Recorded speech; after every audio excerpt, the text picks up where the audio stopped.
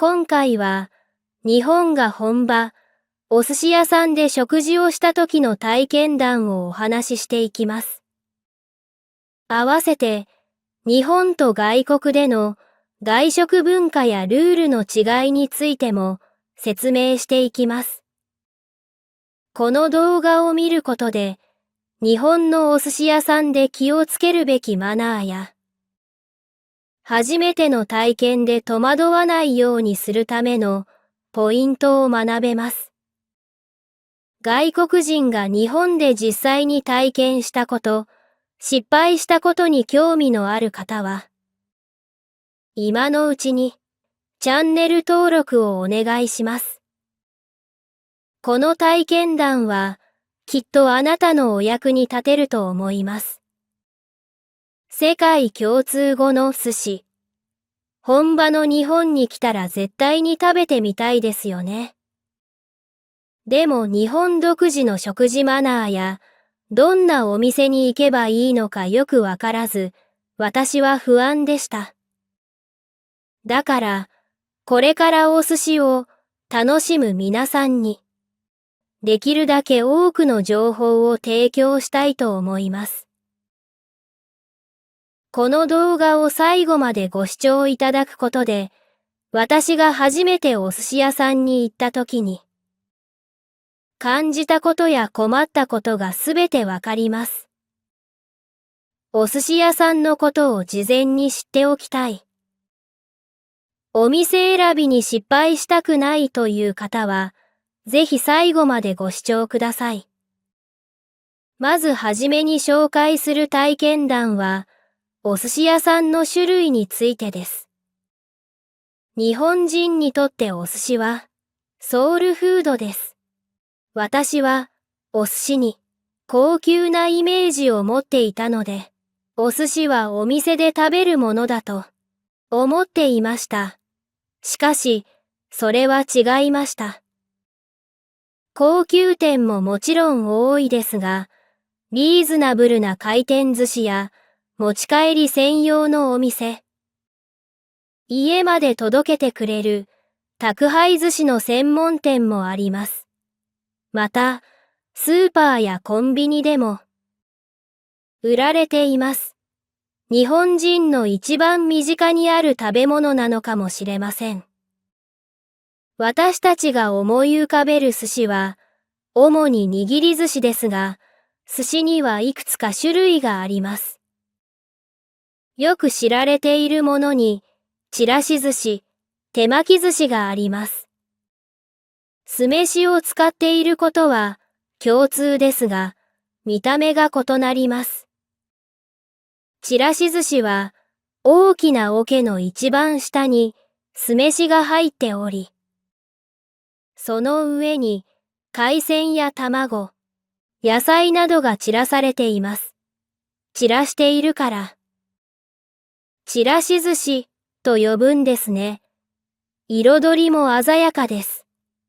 もう一つは手巻き寿司です。これは手のひらほどの大きさに切った海苔の上に酢飯を自分で乗せ、その上に細長く切られた具材を乗せていきます。自分でアレンジができるんです。ちらし寿司と手巻き寿司は日本の家庭でも楽しむことができます。私は日本の友人の家に招かれて手巻き寿司を食べたことがあります。最初は作り方がよくわからず、具材を乗せすぎて海苔をうまく巻けなかったり、口に入らないほど具材を詰めてしまったりして、とても難しかったです。でも、友人たちと会話を楽しみながら自分で作って食べる。手巻き寿司の体験はとてもいい思い出になっています。一言で寿司といってもいろんな種類があり、日本人が寿司を好きな理由もお分かりいただけましたか？最初にお寿司の種類をいくつか紹介しましたが、ここではお寿司屋さんで、食事を楽しむために私の体験談も交えて紹介していきます。お寿司屋さんには素材やお店の雰囲気にこだわった高級店から、家族みんなで楽しめる安くてメニュー豊富な回転寿司までいろいろあります。お店に行く人数や求めている価格帯に合わせてお店を選ぶことをお勧めします。大人同士で静かにゆっくり贅沢にお寿司を味わいたい方は高級寿司屋さんに行ってみましょう。基本的にはカウンター席だけなので1人や2人で行く人が多いです。お店が小さい場合がほとんどなので事前予約が必要かもしれません。また、お店の雰囲気を保ったり、お寿司の味を最大限に楽しむため、細かいルールがあります。私が初めて高級寿司店に行った時は、ルールやお店の雰囲気を意識するあまり、とても緊張してしまいましたが、覚えてしまえば難しくありません。ルールについては後の章で紹介します。ここでは高級寿司の良さをお伝えします。日本は海に囲まれた列島なので、各地で新鮮な魚が取れます。それらの魚は海流などの影響も受け、同じ魚でも地域によって名前が違うこともあります。若い魚を食べるのか、成熟した魚を食べるのか、同じ魚でも異なる味を持っています。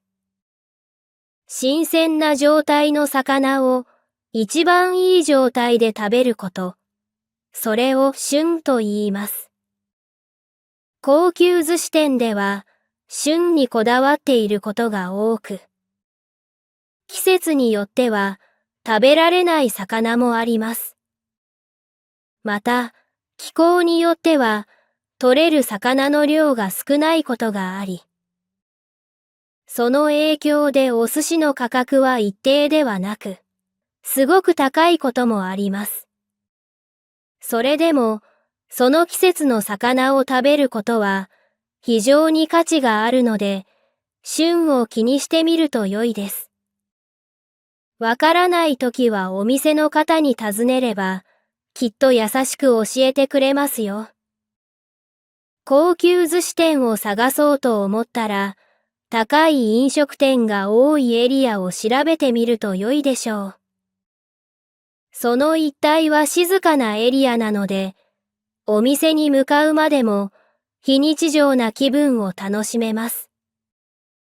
でも、そのようなエリアだけでなく、意外なエリアに有名店がある場合もあります。質のいいお店は、長くその場所にあることが多いです。お店周辺の雰囲気も含めて、あなたのお気に入りのお店を見つけられるといいですね。次に、あなたがもし、幼い子供を連れていたり、一緒に行く人数が多い場合は、回転寿司をおすすめします。回転寿司店は店内も広く、6人から8人で座れる席もあります。回転寿司では、一皿約120円からが相場なので、手頃な価格でお寿司を食べられます。安いからって味を侮ってはいけません。美味しい魚が揃っています。また、コーンが乗ったお寿司や、マヨネーズを使ったお寿司など、子供も食べやすいものが多いです。魚の大きさや産地、使っているお米、寿司を握る職人の技などが高級寿司店との違いでしょうか。それぞれのお店の販売戦略で、美味しいものを安価に提供できるのでしょう。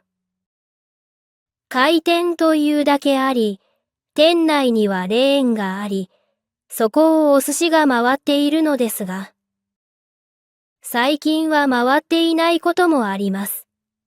回っているお寿司はすぐに乾いてしまうからです。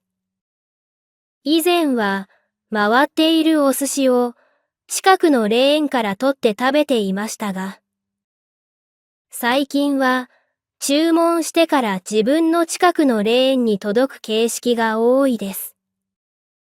そのため、乾いたお寿司ではなく、握られたばかりのお寿司を食べられるようになりました。汁物やスイーツなども選ぶことができるので、気分転換をしながら楽しめます。お寿司がレーンに乗って運ばれてくる様子も面白いですよ。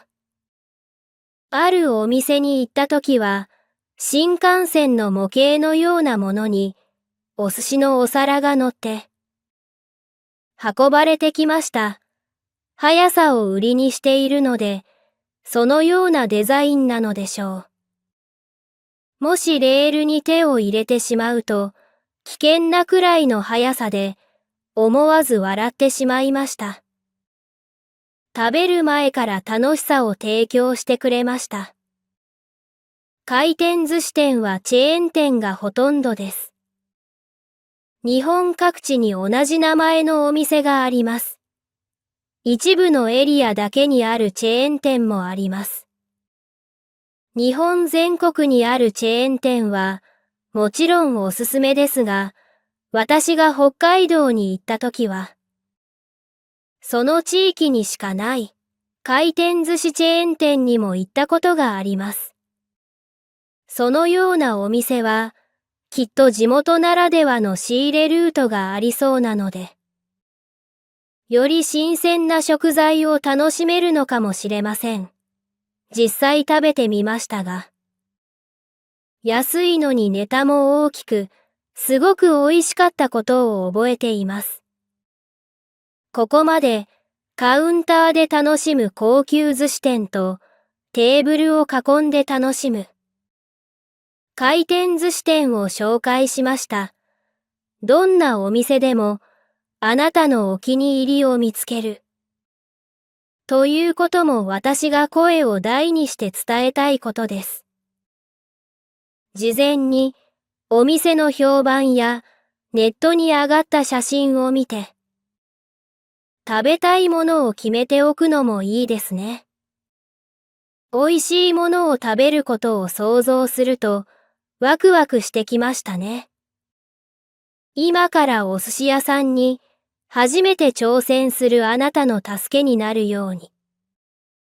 高級寿司店と回転寿司店の異なる特徴も含めて、ここからさらに詳しく紹介していきます。次の体験談は、高級寿司店でのマナーについてです。日本の飲食店を並べてみても、高級寿司店では特に独特のマナーが多いです。冬場などは、まず店内に入ると、コートを脱いでからカウンターに座る必要があります。腕時計や指輪、ブレスレットなど、手の周りにあるアクセサリー類も外してください。また、香水もつけてはいけません。少し厳しいようですが、たくさんのルールがありますね。このパートを主張することでそれらがダメな理由がわかります。事前に予約をして楽しみにしていたのに美味しく食事ができなかった。とならないようにぜひ最後までご視聴ください。高級寿司店では寿司を握る職人さんと向かい合うようにカウンターの席が並んでいます。テーブル席があるお店もあります。カウンター席に座った場合、職人さんとの間にガラス張りの冷蔵ケースがあり、まだ切られていない食材が見えるようになっていることも多いです。自分で素材を見て選べるのです。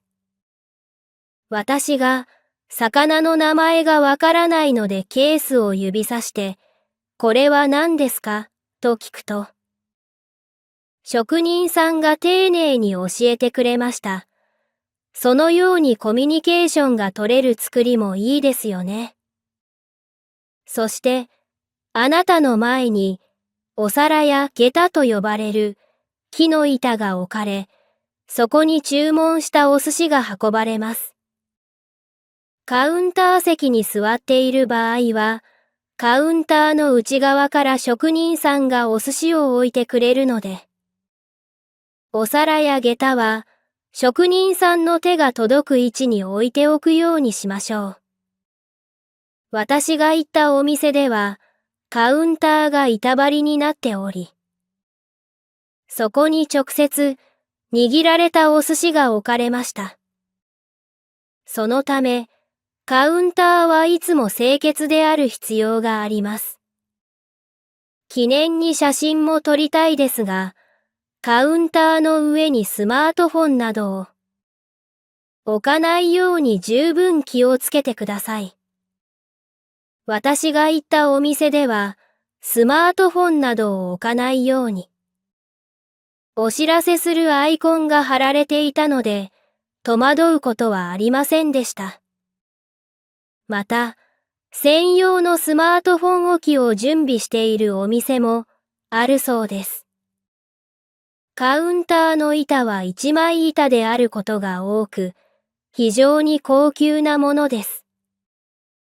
お皿も下駄も同じく、とても傷つきやすい繊細な素材です。傷つくと、そこから汚れが増えたり、カビが生えたりしますよね。高級寿司店には高級な木ありです。美味しいものを楽しむためには器からというように、お皿や板を傷つけないように。アクセサリー類は必ず外す必要があります。また、他の料理でも同じですが、香水は料理の香りを妨げます。お寿司屋さんで提供されるお吸い物には、素材の香りが漂います。職人さんは味だけでなく、香りにもこだわって作っているので、それを存分に楽しみましょう。また、高級寿司店では、雰囲気も大切にしています。音楽も流れていないような静かな店内では、会話も静かに楽しみましょう。職人さんは、こちらを見ていないように見えて、美味しそうに食事をするあなたの表情を見ています。その表情だけで、きっと嬉しいはずですよ。また、職人さんと会話ができるような雰囲気であれば、その場での会話も楽しんでください。一流の味を提供しているお店は、雰囲気も一流です。お客さんのマナーでそれらは保たれているので、ぜひ協力しましょう。お店の方からお願いがあればそれに従い、あなたが困ったことがあれば、お店の方に相談してみてください。細かいルールを守るのは、慣れないうちは少し大変かもしれませんが、ルールを守ることで、お店の一員になれた気がしますよね。最高の食事を楽しむために、また、食事しながら日本の文化を知るために、ぜひお店のルールをしっかり確認してみてください。お店の方とコミュニケーションをとることで、あなたの要望も伝わります。わからないことは恥ずかしがらずに、お店の方に聞いてみてくださいね。ルールを理解したらいよいよお食事です。次のパートもぜひご視聴ください。次の体験談は、高級寿司店での注文方法についてです。席について、食事の準備が整ったら、早速注文をしてみましょう。メニュー表を開くと、いろいろなネタの名前が並んでいることでしょう。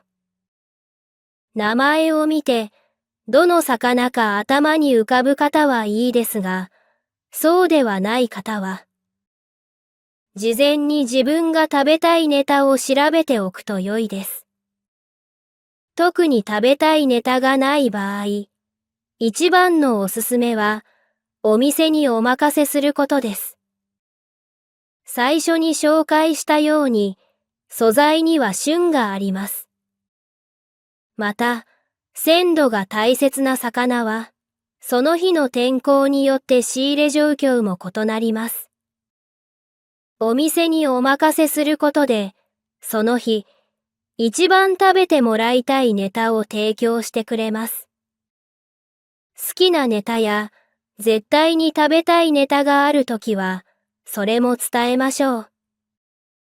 食べる順番も考えて、あなたの食べたいネタを提供してくれますよ。注文はお店によって、ホールスタッフの方がいる場合やいない場合もあるので、近くのお店の方に声をかけましょう。職人さんが調理中の場合は、声をかけるのは少し待ちましょう。私が初めて高級寿司店を訪れた時は何から頼めばいいかわからず、メニュー表の一番上に書かれているものを頼みました。初めてのお店で注文に困った時は、とにかく一番上です。そして、大好きなネタがあったので、それを頼もうとしましたが、季節ではないためその日は食べることができませんでした。旬を知らなかった自分が少し恥ずかしかったですが、お店の方は優しく教えてくれたので、落ち込むほどではありませんでした。その時に、そのネタの旬を聞いて、またその季節にお店に来よう、と思えました。そんな経験から、初めてのお店での失敗はつきものなので、あまり気にせずに、気になったことはどんどん聞こうと思いました。また、時価といって、メニューに値段が書かれていないこともあります。時価については後の章で詳しく紹介します。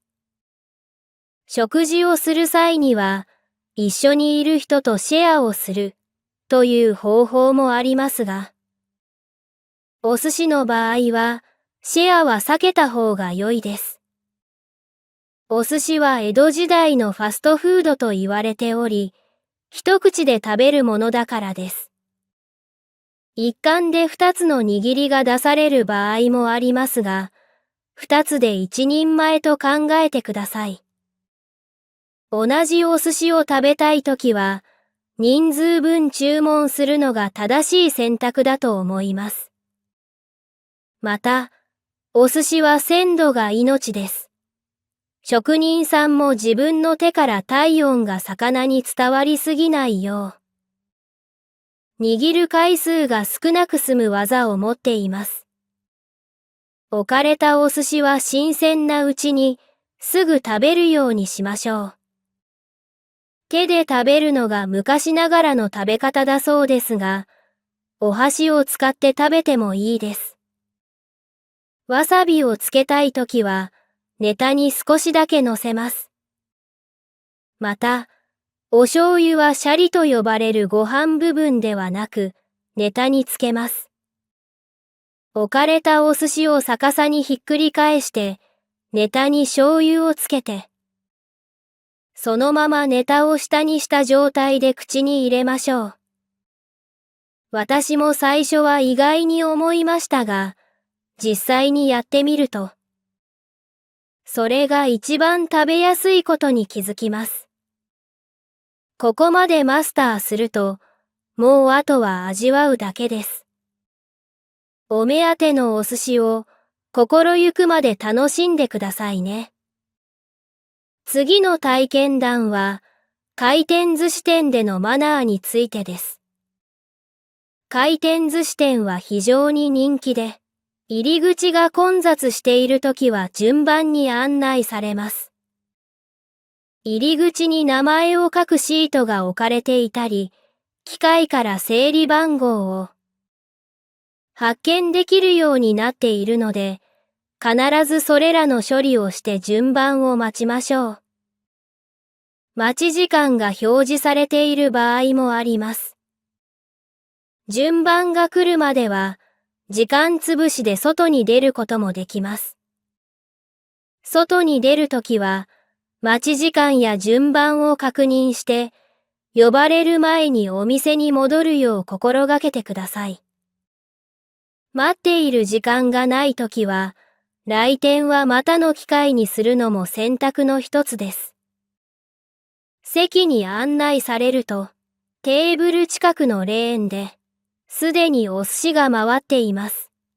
すぐにお寿司に手を伸ばすことも可能ですが、ちょっと待ってください。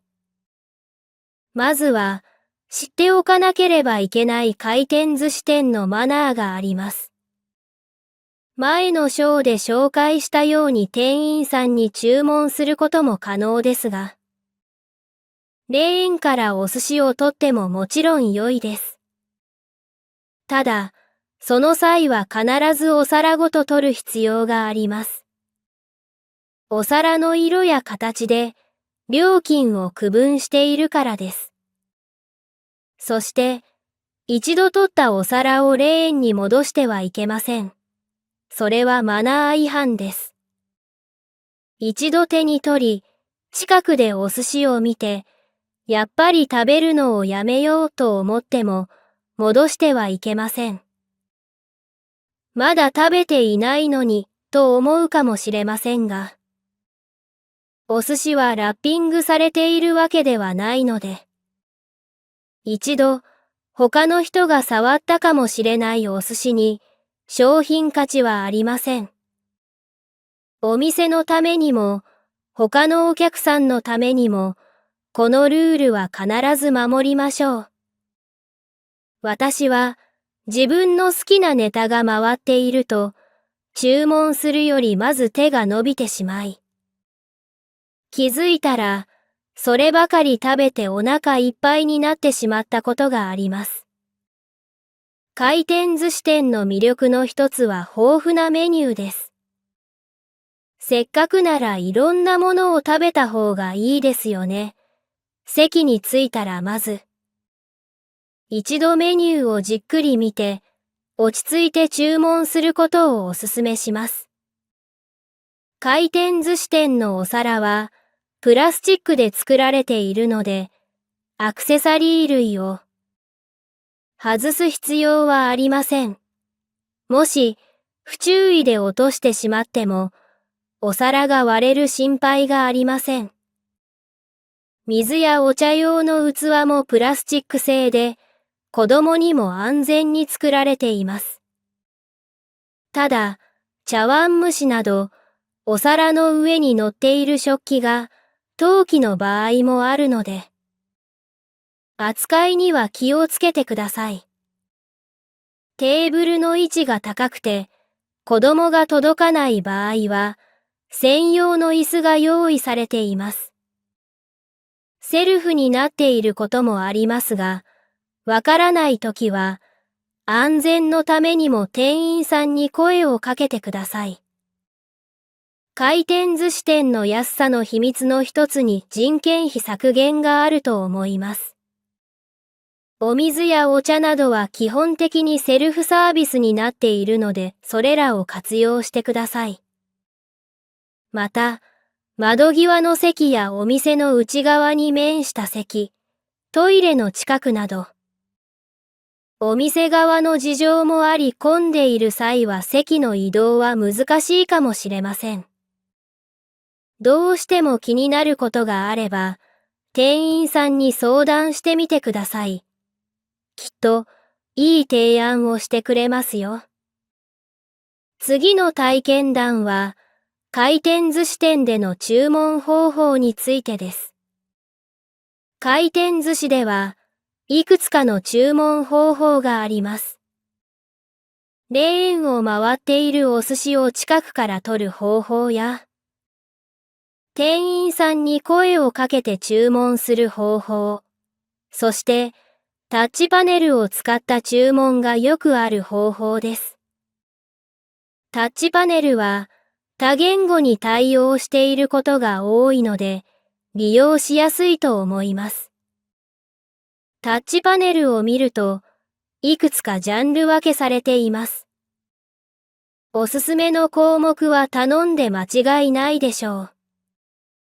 まさに、私が何度も言っている、旬の商品が、ここには紹介されているからです。人気商品はすぐに売り切れることも多いです。ぜひ早めにトライしてみてください。写真も掲載されているので、食べたい商品をじっくり選んでみてくださいね。同じ魚でも味付けが変わると全然違った風味を持ちます。あなたの好みが見つかりますように。また、商品によってお皿に一つのお寿司が乗っていたり、二つ乗っていることがあります。これは安価な料金帯に収まるように、商品の価値に合わせて調整しているからだと思います。よく耳にするお寿司の単位で、一貫というのもお店によって異なります。一貫がお寿司一つであったり二つであったりしますが、どちらも間違いではないようです。正しい料金がつけられているので、数が違っても気にしなくていいですよ。万が一、同じものを頼んで、お皿に乗っている数が違っていたら、それは店員さんに確認してください。回転寿司店のさらなる魅力は、お寿司以外のメニューがたくさんあることです。ジャンルの中に、サイドメニューとして区分されていることが多いです。お寿司を食べに来たのに、と思う方もいるかもしれませんが、ファミリーレストランのように、多人数で行っても、誰もが食べたいものを楽しめる、それが回転寿司店の長所です。汁物やポテトフライなどもあるお店が多いです。スイーツも楽しめます。タッチパネル画面の上に、ジャンルがタブ分けされていることが多いです。ただ、頼みすぎないように気をつけることがポイントです。テーブルの上に所狭しと並んだお寿司やサイドメニューは魅力的ですが、食べきれずたくさん残されてお店が悲しい思いをしているというニュースも目にします。小さいサイズでお手頃価格。どのメニューも魅力的に見えますが、食べられる量を意識して頼みましょう。また、注文したものが運ばれてくるのも早いので、自分のお腹と相談しながら少しずつ注文して、少しずつ食べるのも良いと思います。お寿司だけではなく、バラエティに富んだメニューをぜひ楽しんでください。次の体験談では、添え物であるガリやお茶について紹介します。まずは高級寿司店での体験談を紹介します。ガリとは生姜のことです。甘酢で漬けているため、さっぱりとした口当たりです。好きな人はガリだけでもたくさん食べられると思いますが、お寿司の席では、お口直しに食べるのが一般的です。私が行った高級寿司店では、職人さんがガリを数枚、ぎゅっと手でまとめて、カウンターに置いてくれました。全部食べると、また同じように置いてくれます。ガリもとても美味しくて、お寿司を食べるたびに全部食べてしまったので、職人さんが何度もガリを私のカウンターに置いてくれて、食べ過ぎかな、と心配になりました。でも、お寿司のネタとネタの間にガリを食べることで、口の中がすっきりするので、とてもおすすめです。お店で独自に作っているので、酢の強さなども個性がありそうです。歯ごたえを感じるように大きく切っていることが多い気がします。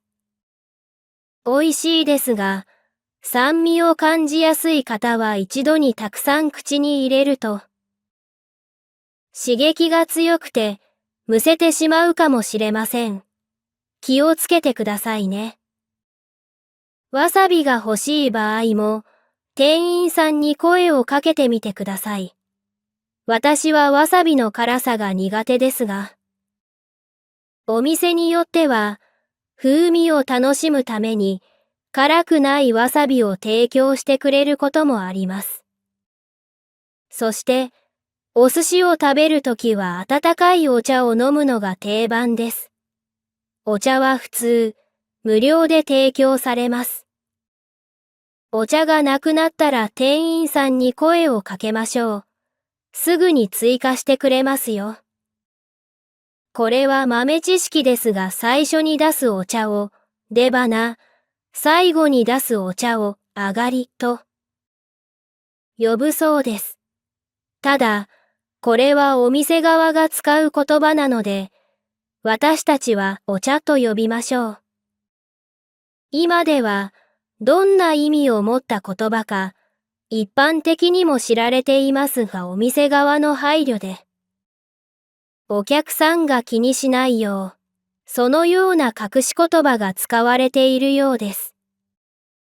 日本人らしい文化だな、と私は思います。直接的な言葉にしない合図が、江戸前ですね。また、お茶ではなく、お寿司と一緒にお酒を楽しむのもいいですね。私はお酒が弱いので、たくさんは飲めませんが、お寿司に合うお酒も豊富です。お米からできている日本酒などは、特に相性がいいかもしれませんね。お寿司に合う飲み物は後の章で改めて紹介します。ガリやお茶は無料で提供されますが、あくまで添え物です。どんなに美味しくても食事のメインではなく、お口直し程度に考えてバランスよく食べましょう。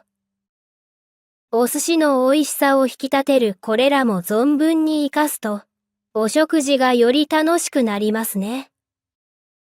続いては、回転寿司店でのガリやお茶について紹介します。回転寿司店では、これらはセルフサービスです。テーブルごとにガリの入ったケースが置かれています。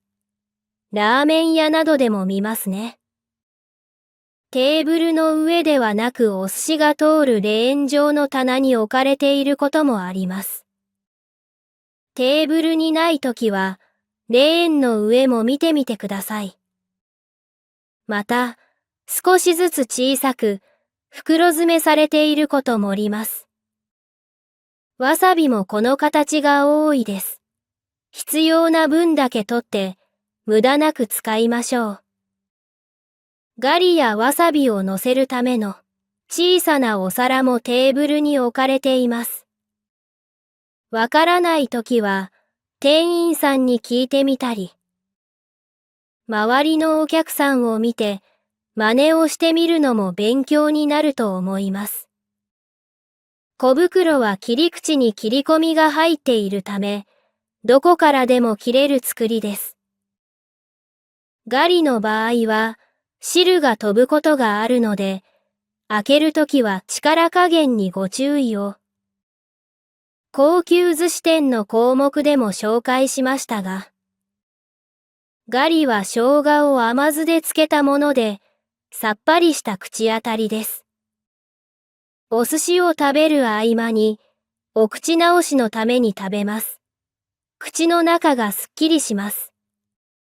酸味を感じやすい人は、一度にたくさん食べるとむせてしまうかもしれないので。気をつけてくださいね。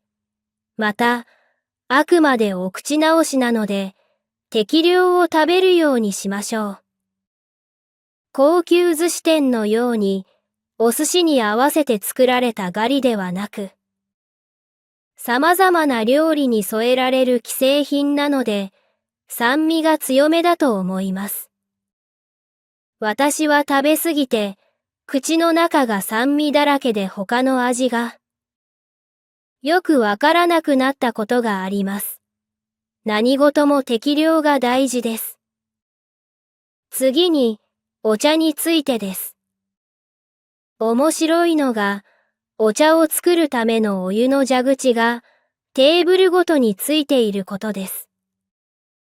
すごく熱いお湯なので注意が必要です。本当に熱いです。私は友人と会話しながらお湯を入れて、よそ見をして、やけどをしました。子供が操作しにくいように、レバーが固めに作られているので、その点は安心ですが、私みたいに不注意で熱い思いをしないように十分気をつけてくださいね。お湯が出る蛇口が、一組のお客さんが使うテーブルに、一つずつついているのは本当に面白いです。テーブルには、お茶の粉、もしくはティーバッグが置いてあります。それを湯飲みに入れて、自分でお茶を作ります。お茶の粉は付属のスプーンで1から2杯で十分です。心配な方は最初は少なく入れて味見をしながら作ってくださいね。熱いお茶が好きな人もいるため、お湯を熱く設定しているようです。私は熱いのが苦手なので、テーブルに着いたら、まずお茶を作って冷ましておきます。最近は、赤ちゃん用の粉ミルクを溶かしたい人のために、店員さんに頼めば、適温なお湯を用意してくれるお店もあるようです。この他に、お箸やデザート用のスプーン、爪楊枝などもテーブルにセットされていることがあります。テーブルの端に用意されていたり、中にはテーブルの上の蓋を開けると、その中に入っていることもあります。お店によって置いている場所が違いますので、席に着いたら確認しましょう。セルフサービスといえど、お客さんのことを考えていろんなものが揃っています。最初は慣れずに戸惑うかもしれませんが使いこなすととても便利です。あなたも外国のご友人に教えてあげられるレベルを目指してみてください。次の体験談は食べるネタの順番についてです。1番は食べたいものを食べたいときにが答えです。人によって好みは違うのでこれが絶対的な正解ということはありません。ただ、お寿司にはおすすめの食べる順番があります。せっかくなのでそれを紹介したいと思います。まずは白身など味が濃くなくさっぱりしたネタから食べます。次に、トロなど脂が強く味が濃いネタ。そして最後に、旨味が強いネタ。というように、大きく分けてこの3つの順番に食べることが良いとされています。間に卵や汁物、茶碗蒸しなどを食べることでも、口の中がリセットされます。添え物のガリもお口直しに活躍します。具体的なネタを挙げて紹介してみます。まずは、一番初めに食べることをおすすめした、さっぱりとしたネタの例です。タイ、ヒラメなど淡白なもの、イカ、小肌などもさっぱりしていますね。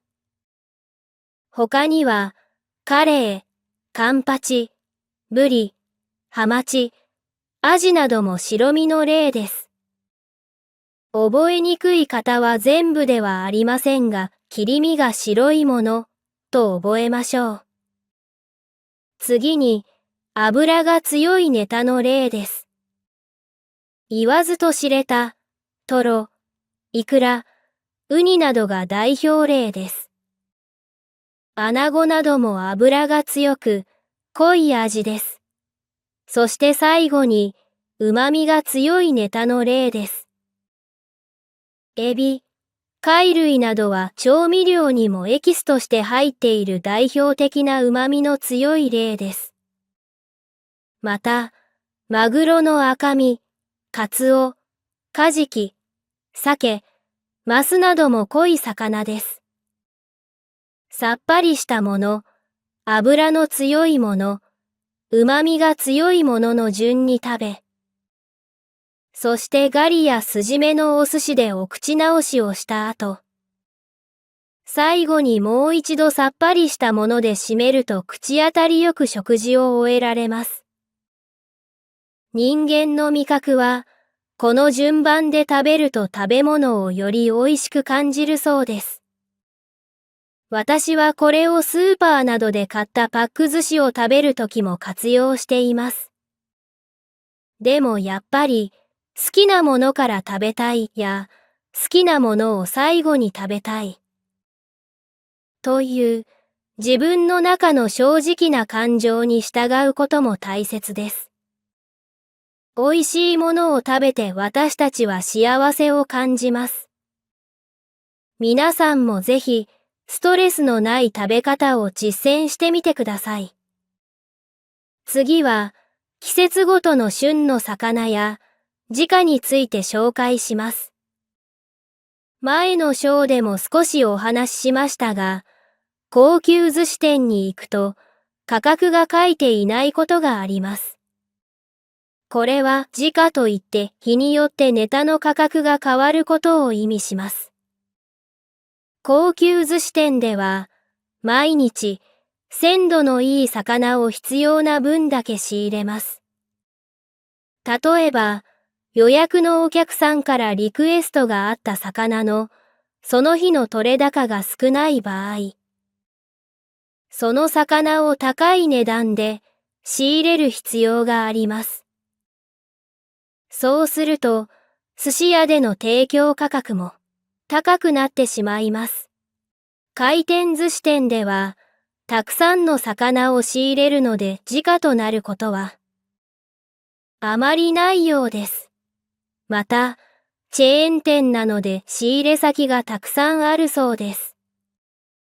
高級寿司店は基本的に個人店なので、どうしても回転寿司店と、そのような差ができてしまいます。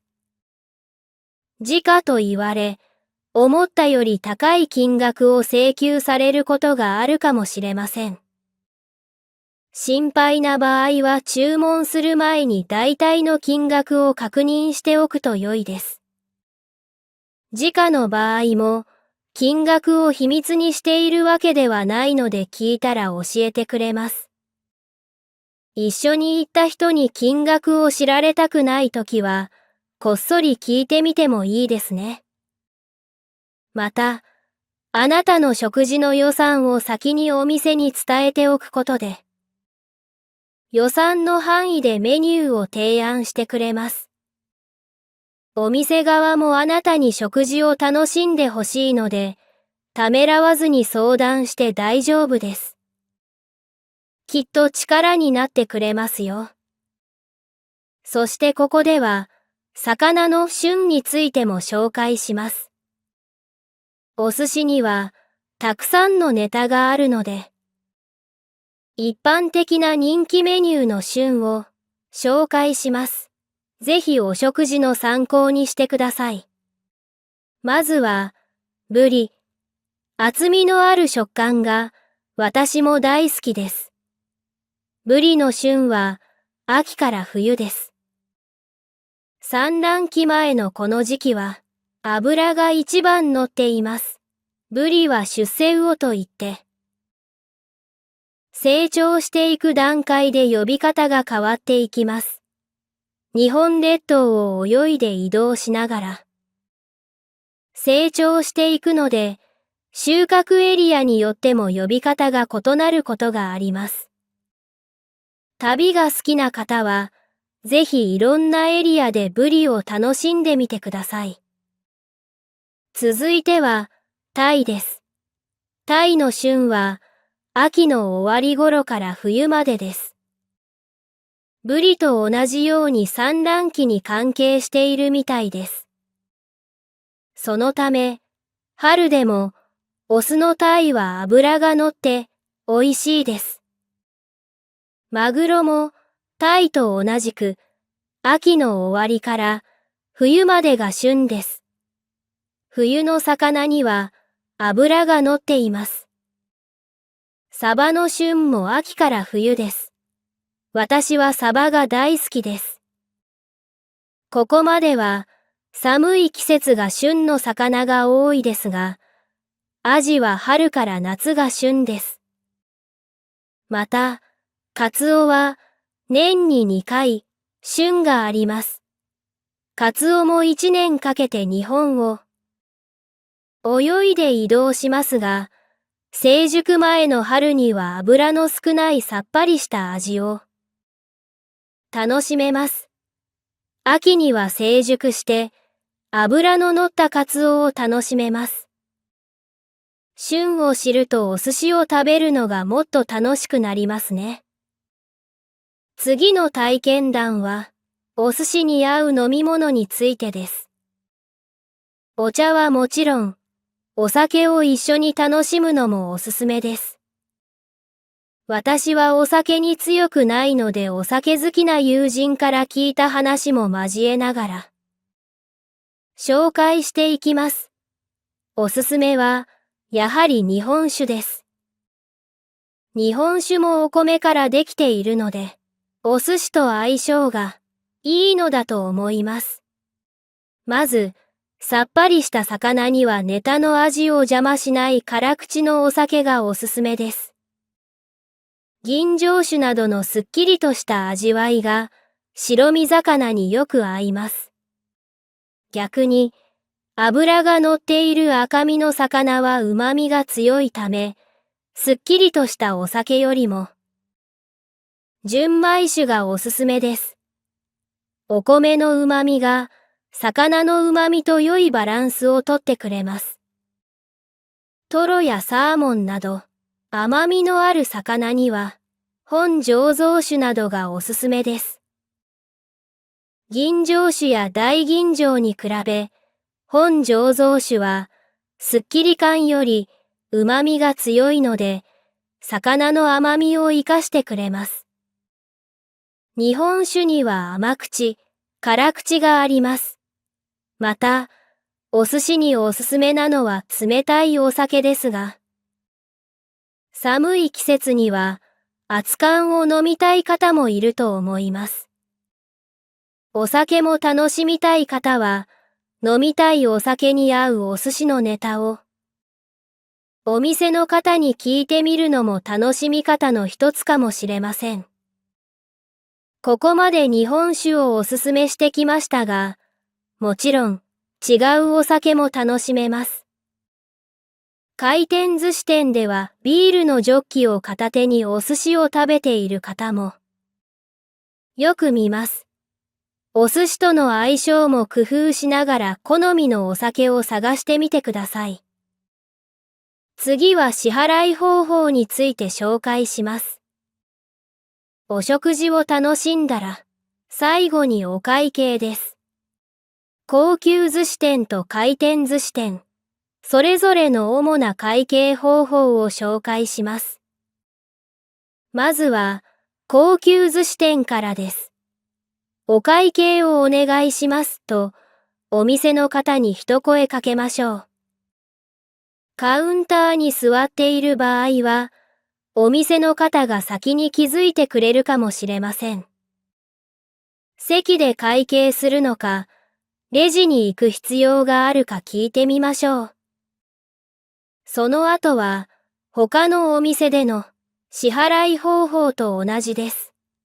時価のお魚の金額を確認していなかった場合は、少し驚くかもしれませんね。もし気になる価格があれば会計の時に聞いてみても大丈夫です。私が高級寿司店に初めて行った時は頭の中で計算をしながら食べていました。一人だったので、そんなにたくさん食べることもなかったので。イメージ通りの金額でしたが、人数が多かったり、たくさん注文をした際は、お会計の時に高いなと感じるかもしれません。そう思わないためには、事前に予約をする際に予算をお店に伝えておくことをお勧めします。また、予算を伝える際にその予算でどのくらいの量を楽しめるかを尋ねることも、お忘れなく、予算があまりなかったとしてもお店は全力で美味しいものを提供できるような工夫をしてくれると思いますよ。お会計が済んだら、外した時計やアクセサリー、スマートフォンも忘れないよう。身支度を整えてお店を出ましょう。あなたが嬉しそうに帰ればお店の方もきっと嬉しいはずです。さて、続いて、回転寿司店での支払い方法を紹介します。回転寿司店での支払い方法は、最近はタッチパネルを使うことが多いです。タッチパネルに会計用のボタンがあるので、それを押してみましょう。または、会計時には店員さんを呼ぶように言われた場合は、店員呼び出しといったボタンを押して席で待ってください。回転寿司店では、お皿の色と枚数で料金を計算します。食べた後のお皿を色別に分けて、重ねてテーブルの通路側に置いておくと、店員さんはすごく助かると思います。会計も時間をかけずに、スムーズに進みます。店員さんが計算後、レシートを渡してくれるので、それを持ってレジに向かいましょう。レジにいる店員さんにレシートを渡してお会計をしましょう。お店によっては来店ポイントが貯まるシステムもあるので、ポイントカードやアプリの準備もお忘れなく。最後までお得がいっぱいな回転寿司店を楽しんでくださいね。さあ、いよいよ最後のパートです。あと少しなので一緒に頑張りましょう。最後は、回転寿司店にある子供向けの嬉しいサービスについてです。小さい子供と出かけるのって、どこに行くにも大変ですよね。それは子供にとっても同じです。慣れない外食をお行儀よくできたご褒美をあげましょう。多くの回転寿司店では、レジの近くでおもちゃを販売しています。昔からある懐かしいおもちゃもあり、日本人の友人は、大人になっても見るのが楽しいそうです。カプセルトイの形式もあり何が当たるかドキドキする楽しみもありますね。それらは子供向けなので安く用意されていますが、中には無料の場合もあります。豊富なメニューだけでなく子供が喜ぶおもちゃまでもらえるなんて最高ですね。私が面白いと思うのは子供向けのおもちゃは国によって特徴が異なります。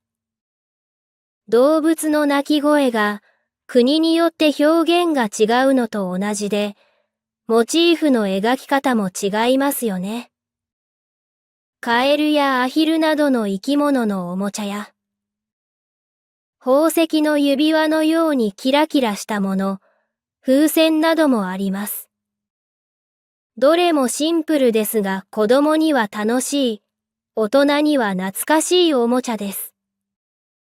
味の思い出だけでなく、おもちゃも日本での記念品として持ち帰れるのは嬉しいですね。さて、日本にはたくさんの回転寿司チェーン店があります。最後に、全国展開している有名チェーン店と、お店ごとの楽しいサービスを紹介します。まずは、スシローです。イベントやお得なキャンペーンなどもよく行っており、子供向けにオリジナルグッズが当たるキャンペーンも開催しています。スタンプを貯めると必ずグッズをもらえるので、食事のたびにワクワク感も楽しめます。続いて、はま寿司です。はま寿司では、はまっこセットを注文すると、専用コインがもらえ、ガチャマシーンで遊べます。はまっこセットは子供だけでなく、誰でも注文できるので、推しキャラとのコラボおもちゃが登場すると嬉しいですね。最後に、くら寿司です。くら寿司でも当たりが出ると景品がもらえるガチャがあります。お皿専用投入口に5枚入れると、タッチパネル内でゲームが始まります。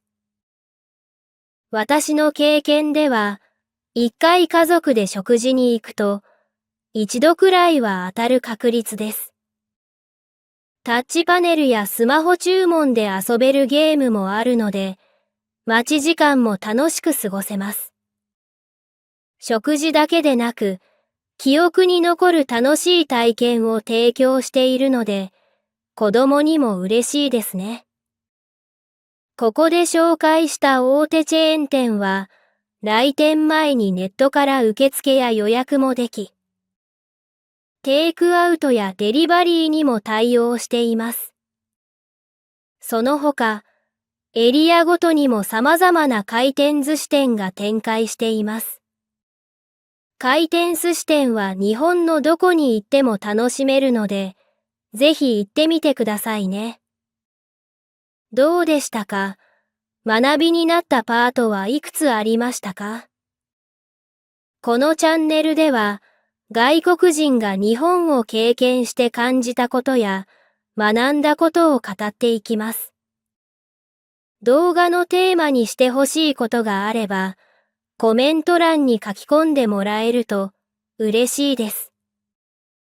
これからも外国人が日本で感じた体験談を語っていきますので、高評価とチャンネル登録も忘れずにお願いします。